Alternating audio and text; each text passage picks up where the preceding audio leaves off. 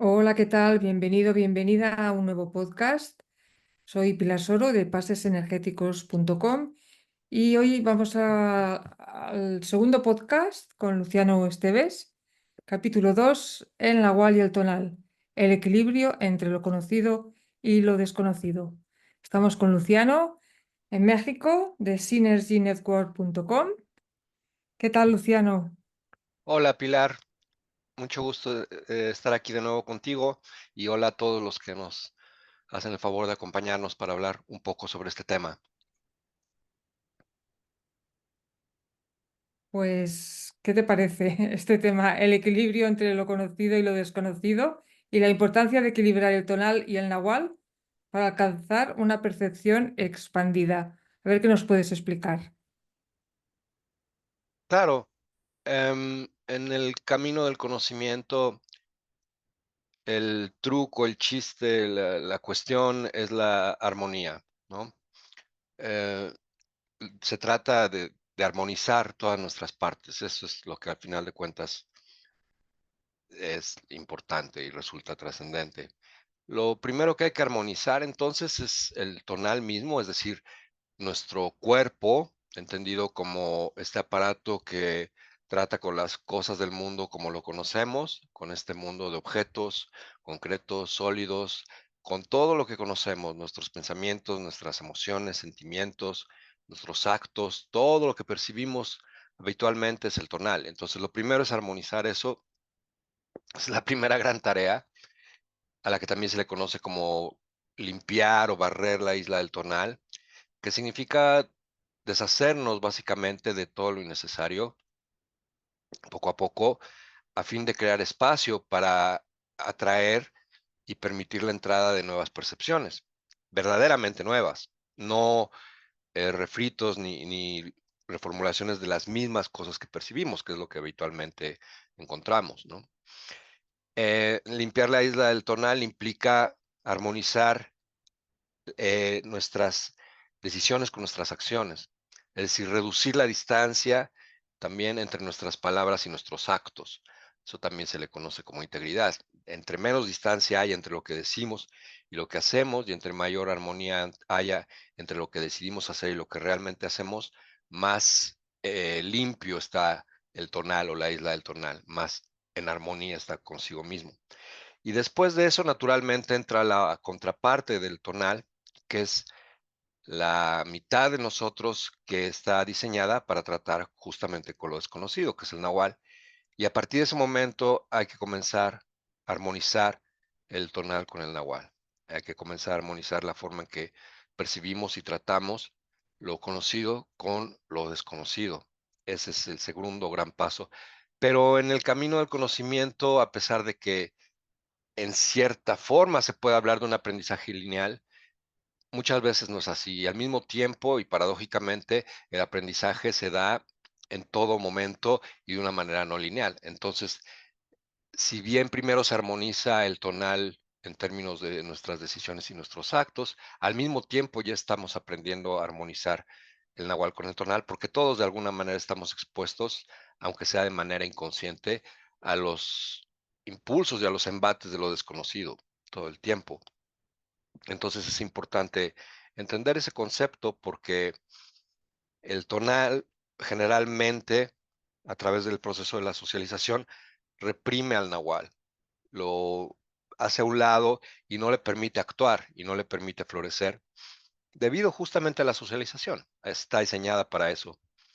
Y entonces nuestra parte que lidia con lo desconocido, el nahual, pues está enojada, está molesta, está frustrada porque no se le permite ser ni hacer lo que sabe hacer a lo largo de toda nuestra vida ordinaria, por lo general. Y entonces es importante, primero, permitir que el tonal suelte el control en ese sentido y después permitir que el nahual entre sin ese sentimiento de premura o de desesperación que le causa haber estado encerrado y despojado de sus facultades durante tanto tiempo. Ese es el principio de armonizar el tonal con el nahual, que desde luego es una empresa que lleva toda una vida, ¿no? Eso es lo que podría decir acerca de eso por ahora. Pero nacemos entonces con el nahual, cuando nacemos. Bueno, cuando somos concebidos, somos, digamos, puro nahual, ¿no? El tonal no se forma. El tonal comienza en el momento del nacimiento, en el momento de la primera inhalación. Con la primera bocanada de aire entra el tonal. Y sin embargo, todavía está desequilibrado porque casi somos puro nahual todavía. Los bebés, los recién nacidos, están inmersos en lo desconocido. De ahí que no haya una comunicación ni entre subjetividad entre un recién nacido y un adulto, ¿no? Si vemos los ojos de un bebé y observamos cómo sentimos que percibe, veremos que está viajando en otros ámbitos de la percepción. Er- Nos parece errático y nos parece muy misterioso. Y la verdad es que su punto de encaje, es decir, el sitio donde se ensambla la percepción, está por todos lados, ¿no? Y todos los seres humanos, todos los adultos que le rodean, sin necesidad de usar el lenguaje, a través de su sola presencia, así sea remota, presionan al punto de encaje del recién nacido a que se fije en un sitio específico que es el que compartimos todos los seres humanos, a fin de que ensamble al mundo como lo conocemos. Y ese es propiamente dicha la construcción del tonal. Entonces el tonal entra con la primera bocanada y de ahí sentimos que estamos incompletos porque somos casi todo nahual. Entonces empezamos a trabajar el tonal cuando somos bebés y a tratar de equilibrarlo. Pero el proceso de socialización hace que ese crecimiento del tonal sea irrefrenado, sea irrestricto y poco a poco avasalla al nahual. Y entonces volvemos a tener esta sensación de pérdida, esta sensación de estar incompletos ahora en el otro extremo. Y es donde pasamos ordinariamente la mayor parte de nuestras vidas. Entonces el tonal comienza en el nacimiento y termina en la muerte. Al morir, el tonal termina y todo lo que nos espera tiene que ver con el nahual, con lo desconocido en primera instancia, ¿no? Esa es la explicación que dan los hombres de conocimiento al respecto. Muy bien. Si te parece, voy a explicar un poquito Claro, dónde sale la historia sobre el tonal y el nahual. Se desarrolla a lo largo de varios libros de Carlos Castaneda, pero la explicación detallada y el uso de metáforas, como el círculo trazado en el suelo, se encuentra en Relatos de Poder, 1974, y en El Segundo Anillo de Poder, 1977. Estas enseñanzas son fundamentales en el corpus de las obras de Castaneda, ya que introducen conceptos cruciales para la comprensión del camino del guerrero y la percepción expandida. En Relatos de Poder, don Juan Matus introduce a Castaneda a la comprensión de la dualidad entre el tonal y el nahual y cómo estos conceptos son esenciales para el camino del conocimiento y el crecimiento espiritual. La historia es la siguiente. Era una tarde cálida y clara en el desierto. Carlos Castaneda seguía a su mentor don Juan mientras ascendían una colina rocosa. El aire estaba lleno de canto de grillos y el susurro del viento entre los matorrales secos. Don Juan, con su paso firme y seguro, guiaba a Castaneda hacia el claro en la cima de la colina. Desde allí, la vista del paisaje desértico era impresionante, con montañas lejanas recortadas contra el cielo azul. Don Juan se detuvo y miró a su alrededor, como si evaluara el lugar. Luego se volvió hacia Castaneda y, con una sonrisa enigmática, comenzó a trazar un gran círculo en el suelo con una rama que había recogido. Dentro del círculo colocó pequeñas piedras, ramitas y hojas secas, organizándolas cuidadosamente. Este, Carlos, es tu tonal, dijo don Juan, señalando el círculo. El tonal es todo lo que conoces, es tu mundo cotidiano, tu mente racional, tus creencias y todo lo que puedes nombrar y entender. Es el orden que creas para navegar por la vida. Castaneda observó el círculo y asintió, empezando a comprender. Don Juan continuó, su voz firme y calmada. El tonal es como una isla. Es todo lo que puedes ver y comprender, pero fuera de este círculo, fuera de esta isla, está el vasto océano del Nahual. Con un gesto amplio, don Juan señaló el espacio más allá del círculo. El nahual es lo desconocido, lo misterioso. Es todo lo que no puedes ver ni comprender con tu mente racional. Es el poder que mueve al universo, el misterio que envuelve toda la existencia. Don Juan hizo una pausa, dejando que las palabras calaran en Castaneda. Luego, con un tono más suave, agregó: para ser un hombre o una mujer de conocimiento, debes aprender a equilibrar el tonal y el nahual. Debes cuidar tu tonal, mantenerlo en orden, porque es tu base. Pero también debes aventurarte en el nahual, a abrirte en lo desconocido, a lo desconocido y dejar que te transforme. Castaneda miró el círculo en el suelo y luego al horizonte, sintiendo una mezcla de asombro y aprensión. La inmensidad del nahual lo abrumaba, pero también lo llenaba de una curiosa excitación. Comprendió que su camino hacia el conocimiento no solo implicaba explorar el mundo exterior, sino también descubrir y equilibrar estas dos fuerzas dentro de sí mismo. Don Juan, viendo la expresión en el rostro de Castaneda, sonrió y le dio una palmada en la espalda. Recuerda, Carlos, el verdadero poder no está en lo que conoces, sino en cómo equilibras lo conocido y lo desconocido. Un guerrero o una guerrera camina con un pie en el tonal y otro en el nahual, siempre en equilibrio, siempre consciente. Con estas palabras, y ya para terminar, don Juan se levantó y comenzó a descender la colina, dejando a Castaneda reflexionando sobre la lección aprendida. La colina, el círculo y el vasto desierto a su alrededor se convirtieron en símbolos poderosos de su viaje hacia el conocimiento, un viaje que requería valentía, disciplina y una apertura constante a lo desconocido.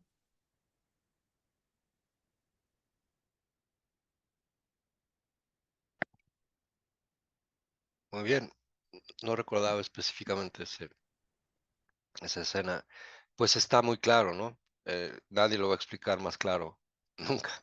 Creo que Castaneda y Don Juan a través de sus palabras, ¿no? Eh, fue, en mi opinión, y creo que la de muchos, Don Juan Matus es el artífice, la figura central de la posibilidad que tenemos ahora de entender estos conceptos que nos fueron traducidos por él, de un conocimiento que se remonta a milenios, ¿no? Un conocimiento que es patrimonio real de todos los seres humanos. Y estaba pensando un poco mientras leías en esta capacidad justamente que tenemos de armonizar lo conocido con lo desconocido y cómo es la única forma de correcta, si le queremos llamar así le llamaba don Juan, la única forma correcta de vivir, en los términos en que cada quien la pueda ajustar, ¿no? A sus propias circunstancias, desde luego.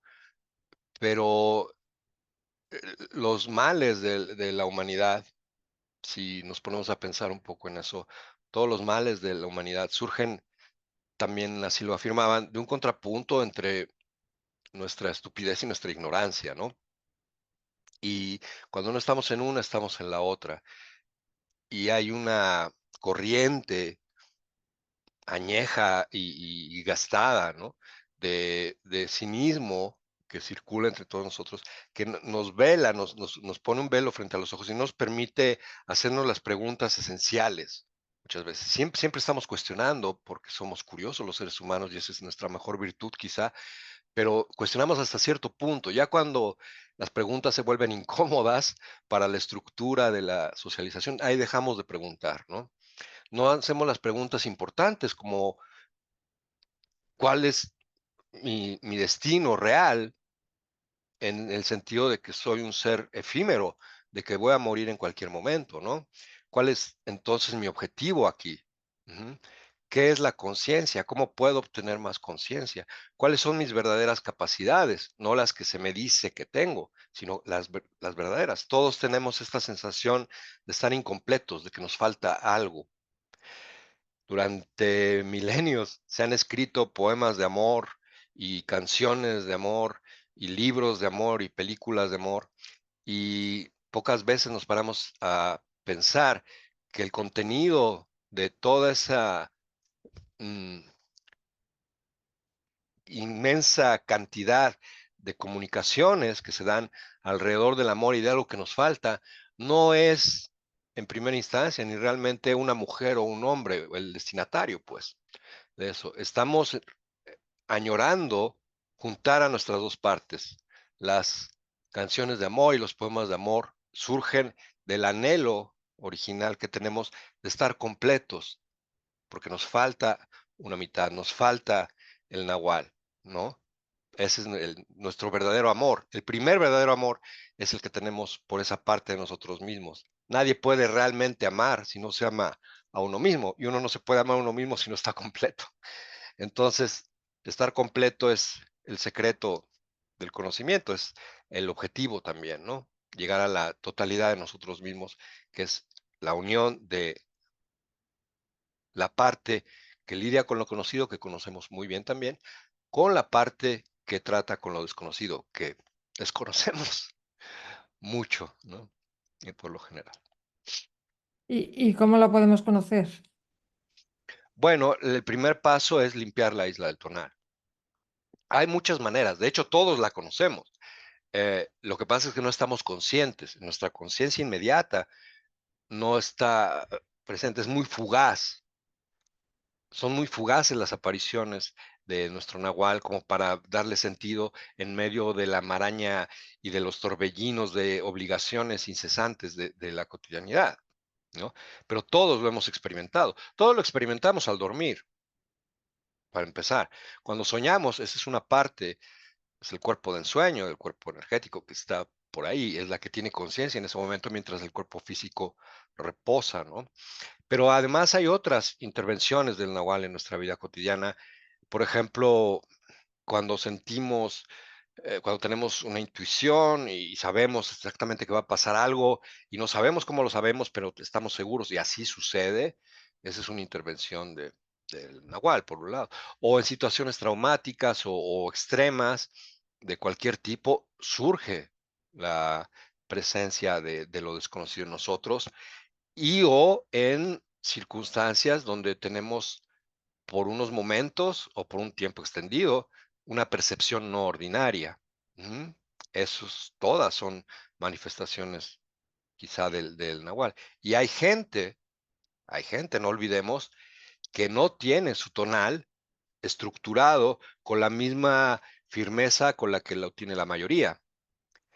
A esa gente les llamamos locos o enfermos mentales y en realidad, em, si vamos al fondo del asunto, lo que sucede es que su tonal no tiene la resistencia ni la consistencia ni la hechura suficiente como para bloquear al nahual, que es lo que hace nuestro tonal. Un tonal en buen estado ignora al nahual, pero un verdadero tonal, un tonal hecho y derecho, lo ignora en términos de que no le permite interferir en los asuntos cotidianos que maneja el tonal, pero le permite, el tonal tampoco, pues, se inmiscuye en los asuntos que le tocan manejar al nahual y reconoce su presencia y armoniza con él.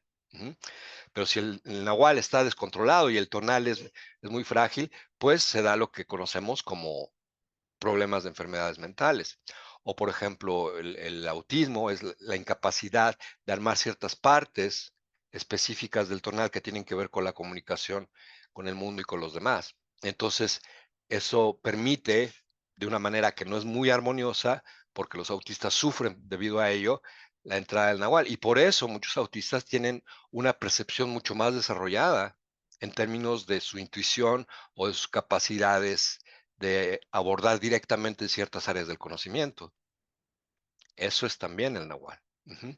Entonces, todo lo conocemos de una u otra manera, pero la idea es permitir que entre en armonía y para eso primero hay que limpiar la isla del tonal, eliminando los hábitos innecesarios y haciendo espacio, que es de lo que se trata el camino del guerrero, haciendo espacio y teniendo la energía suficiente para que de manera natural el nahual vaya entrando solo. No hay que hacer nada más que ordenar el tonal en primera instancia.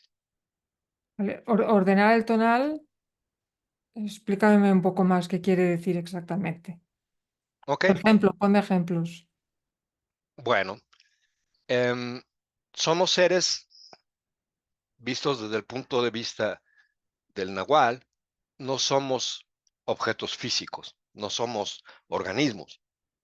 Somos en esencia seres de energía, somos estructuras energéticas con una configuración determinada que se percibe, no visualmente, pero se usa la metáfora visual, digamos, para describirlo, porque no hay otra manera más que referirnos indirectamente a ella, se percibe como una esfera o un campo energético, podríamos pensar un campo electromagnético definido en forma de una esfera luminosa, atravesada por incontables em, líneas energéticas o filamentos que surgen de todo el derredor, que vienen de lo infinito, ¿no? Esa es nuestra estructura como seres humanos, ¿no? Como seres conscientes. En esa estructura, dependiendo de las circunstancias de nuestra concepción, tenemos una determinada cantidad de energía.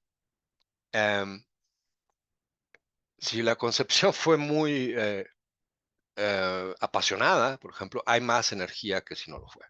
Pero dentro de ciertos límites también, ¿no?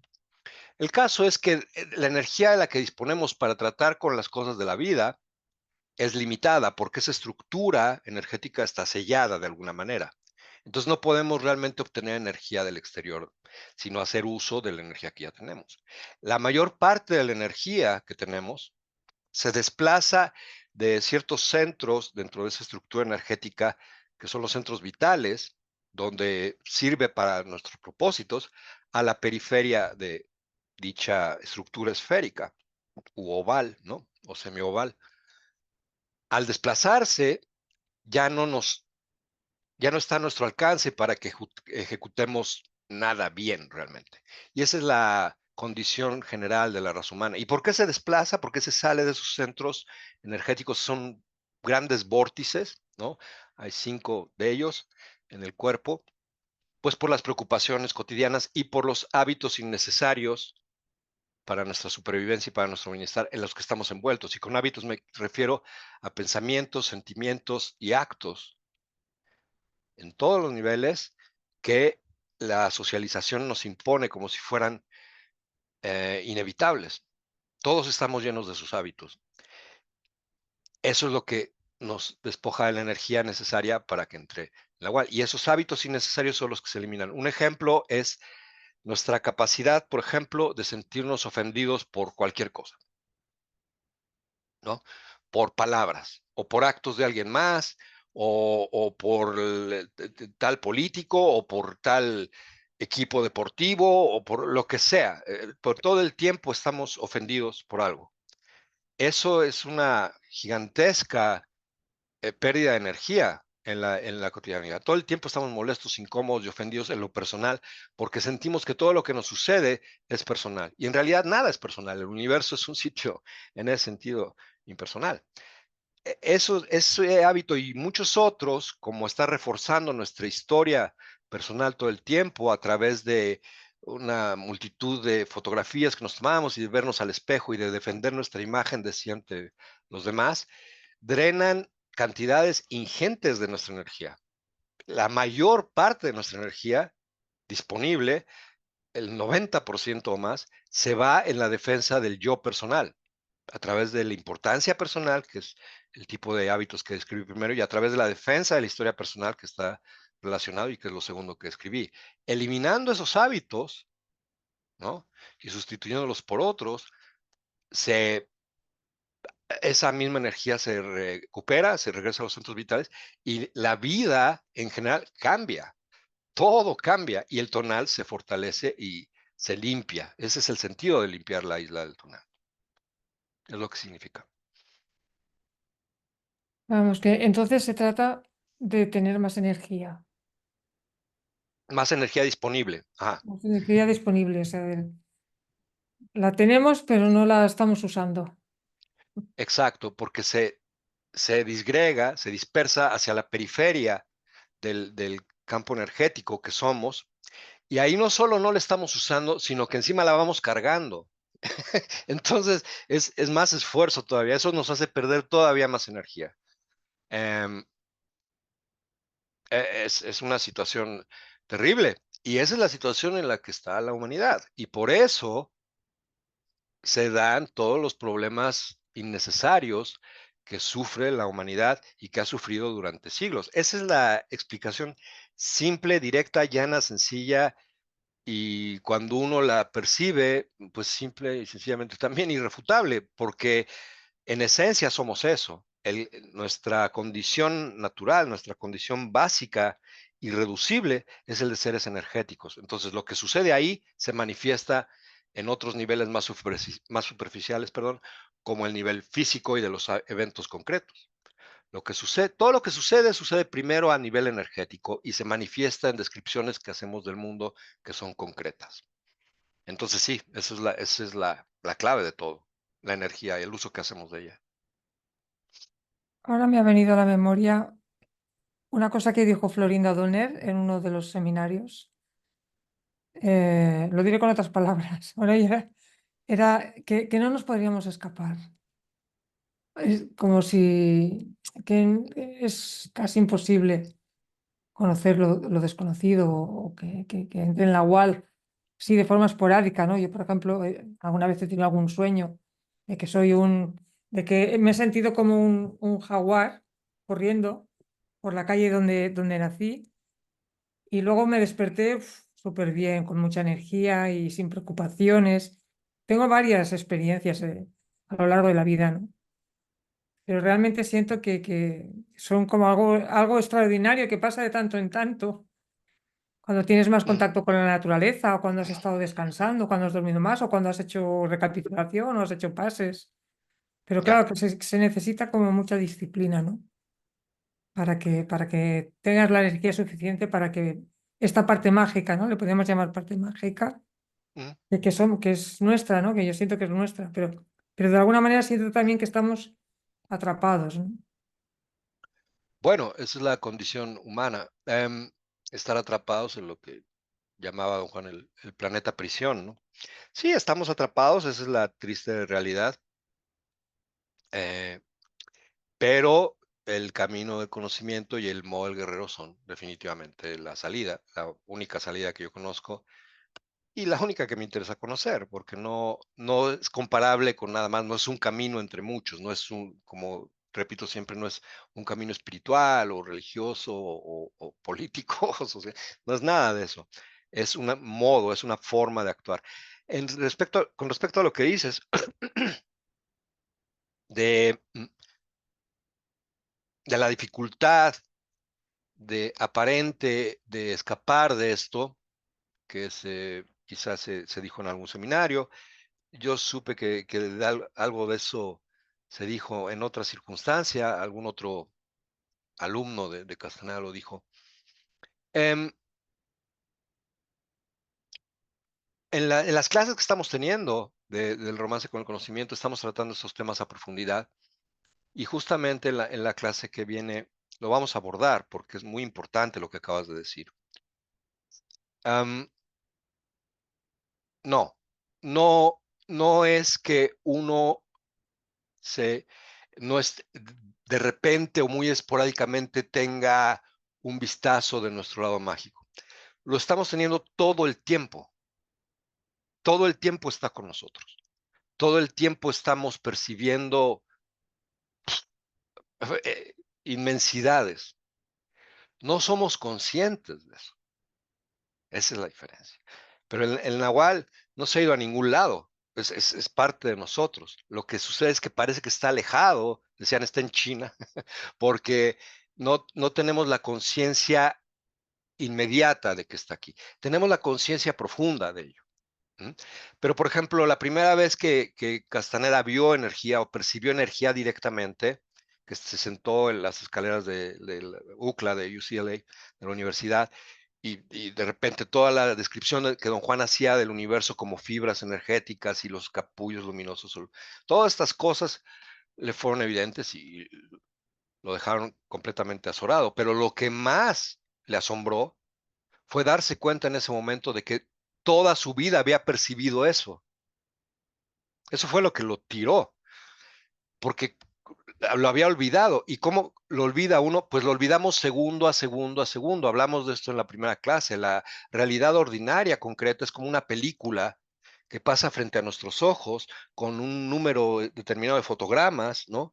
Que crean la ilusión de una continuidad debido a la velocidad a la que pasan. Pero si paramos la película y vemos los espacios entre los fotogramas, por ejemplo, se nos hace evidente que es solo una descripción. Y detrás de eso está energía, y somos seres de energía, por tanto somos capaces de percibir energía todo el tiempo y la percibimos todo el tiempo y hablamos el lenguaje de la energía todo el tiempo, nos estamos comunicando así. Entonces, todo el tiempo hemos estado navegando a mundos, por llamarle de alguna manera, porque solo hay un mundo, pero a ámbitos de la percepción más allá de las palabras, más allá del lenguaje, donde decir que son asombrosos se queda corto. Todo el tiempo lo estamos haciendo, pero no tenemos conciencia de ello. Entonces, lo único que hay que hacer es traer la conciencia. Y otra cosa muy importante con la que ya cierro este punto es, para salir de esta prisión hay que escaparnos de los conceptos que nos aprisionan, que generalmente son dualidades, falsas dualidades que establecemos para movernos pendularmente en ellas, sin llegar a ningún lado. Y una de estas dualidades que no cuestionamos nunca o muy pocas veces es la de lo fácil y lo difícil, ¿no? Porque no tiene ningún significado en sí mismo. Un animal, por ejemplo, no medita si algo es fácil o difícil, ¿no? O una planta no se pone a reflexionar si algo es fácil. Existen, viven, crecen, hacen lo que pueden y se acabó, ¿no? Eh, en cambio, en parte de nuestros inventarios innecesarios que ensucian y llenan de estorbos la isla del tonal, es eso, nuestras concepciones de fácil o difícil o de estar cansados y descansar, y etcétera, etcétera, etcétera. Porque no es ni fácil ni difícil, es un concepto en aislado. El camino del conocimiento no es ni fácil ni difícil, es o lo haces o no lo haces, o reclamas tu totalidad o no la reclamas, ¿no? Entonces, si desde el punto de vista universal, muy pocos logran no sé qué, llegar a no sé qué sitio, pues está bien que así sea. Pero desde el punto de vista individual, pues yo veo lo que hago para llegar a donde más pueda llegar, para percibir lo que más yo pueda percibir, ¿no? Y ya no me pierdo en los conceptos de fácil o difícil, o de hasta dónde voy a llegar o no, porque esos también son como las trampas que nos pone el tonal, o el diálogo interno, mejor dicho, en nuestra historia personal. Sí, el diálogo interno tiene mucho que ver con todo esto, ¿no? Así es. Es fundamental, es lo que fija la percepción y nos aprisiona en una percepción fija. En todo caso, hablaremos de este tema en un próximo podcast. Yo tengo el Claro, recuerdo también de cuando era bastante joven.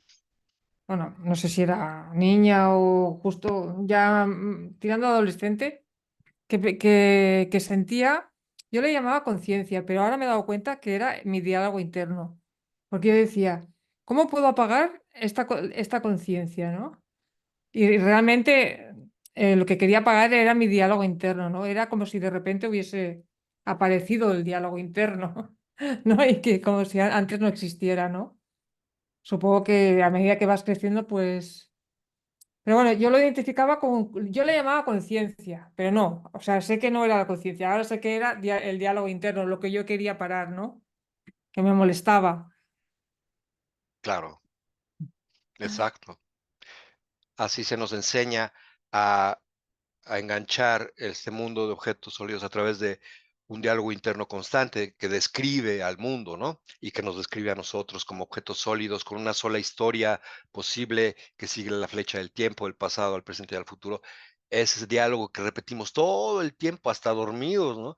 Es lo que fija el mundo y lo que nos permite armarlo en 5 segundos cuando despertamos, que es una hazaña increíble, porque si no armáramos el diálogo interno, nos quedaríamos volando en el sueño, aún en vigilia, que nos quedaríamos en ese estado intermedio, ¿no? Entre la vigilia y el sueño, en el cual no sabemos quién somos ni dónde estamos realmente. Ahí estaríamos. que es lo que buscan los hombres de conocimiento, nada más que de manera ordenada, deliberada y muy estratégica. Van para allá y de ahí pasan a lo desconocido. Ajá. Ese, esa probada que todos tenemos, seamos quien seamos, todos los días, al caer dormidos en ese umbral y al despertar en ese otro umbral, eso es una probada de la antesala del Nahual.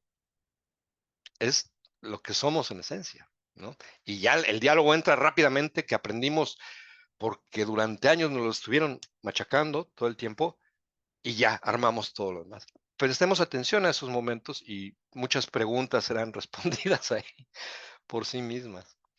Yo de alguna manera también he sentido como maestra de primaria que cuando veo a un niño que va al instituto a las 8 de la mañana, que empieza las clases, pienso, a las 8 de la mañana tendría que estar haciendo otra cosa, creo, ¿eh? O sea, siento que todavía estás como en un estado de ensueño o que tendríamos que estar durmiendo o haciendo otra cosa que no sea empezar a las clases, ¿no? Porque creo que es un momento después de despertar que puedes aprovechar, ¿no? En cambio ya nos ponen bien temprano a estudiar, digamos, ¿no? A escuchar cosas que seguramente no interesan a la mayoría, ¿no? Claro, Pero bueno, claro, así, sí, así así está el es. sistema, ¿no? Ujú. Alejándonos un poquito. No sé, yo empezaría las clases con movimientos y una relajación o algo así. O sea, primero con movimientos y luego escuchar el cuerpo, ¿no? O sea, tener un nuevo hábito, Claro, en vez eh, de empezar con clases a escuchar al profesor. Bueno, esto es un paréntesis sí, que, sí, que es te muy interesante, cuento. sí. Ujú. Es algo que he sentido como no sé, profundamente, ¿no? Cuando, de alguna manera, que creo que empezamos mal las clases. Pero bueno, pues para acabar, Luciano, no sé si quieres decir algo más sobre el tema del nahual y el tonal, el equilibrio entre lo conocido y lo desconocido. Ujú. Generalmente trato de apuntar que estamos haciendo un gran esfuerzo, todos nosotros, tú, nosotros, los que nos reunimos en las sesiones del romance con el conocimiento y otros practicantes también, en aterrizar estas ideas y despojarlas de connotaciones que ya están obsoletas y que no describen realmente la profundidad y la seriedad que tienen estos conceptos, que a mí me gusta siempre insistir en que es una seriedad científica en el sentido más puro de la palabra ciencia, que es conocimiento. Eh, yo no me precio de ser un científico titulado, ni mucho menos, pero sí soy un científico de la percepción y estoy rodeado de otros científicos de la percepción como tú, como los que nos acompañan en las clases, como Carlos Castaneda insistía en que uno debería ser, y que esto quiere decir ser curioso y no dejar de hacer preguntas, y no dejar de estudiar, y no dejar de aprender cuando las cosas se ponen incómodas para nuestra imagen de sí, para la imagen que intentamos defender y sostener, sea la que sea ante los demás, ¿no? Entonces, en parte de eso mismo, para concluir, parte de revestir de la seriedad que esto requiere a estos conceptos, es también aligerar el peso para que se entienda que cualquiera que esté interesado en hacerse estas preguntas esenciales tiene y va a tener a su alcance todo lo que necesita de una u otra manera para ingresar en su propio camino de conocimiento y lo que llamamos la libertad. La libertad que es para nosotros la libertad de percepción, la libertad de lo que hablabas, justamente de percibir todo lo que nos es dado percibir como seres humanos, no como una cuestión de competencia con otros, ni como una cuestión de llegar a un objetivo concreto, lineal, final, no, como una forma de vida, paso a paso, en la que vamos percibiendo todo lo que podemos percibir y que no está peleada de ninguna manera con ninguna de las actividades productivas o sociales que estemos emprendiendo de acuerdo a nuestras predilecciones, ¿no? Eso es lo que quería señalar nada más. Pues Luciano, muchas gracias. Como siempre, súper interesante. Y si te parece bien, nos vemos en el próximo podcast. Gracias a ti, Pilar. Un gusto, un placer estar aquí contigo y nos vemos la próxima. Muchas gracias a quienes nos hicieron el favor de acompañarnos aquí. Y Gracias por saludos. escucharnos. Sí, saludos.